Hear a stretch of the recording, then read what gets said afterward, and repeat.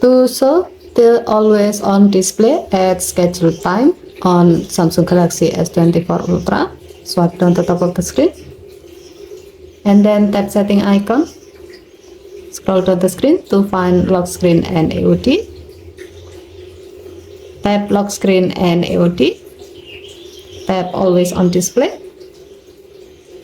Next, tap when to show and then select as schedule. Tap set schedule.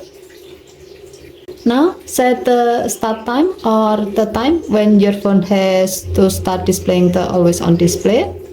As the example, we will set it to 8 AM.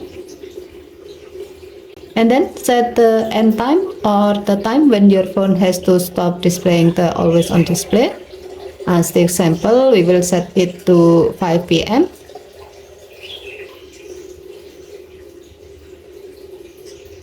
Tap done button to save the schedule.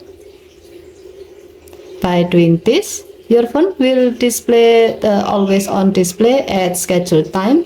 In this case, from 8 AM to 5 PM.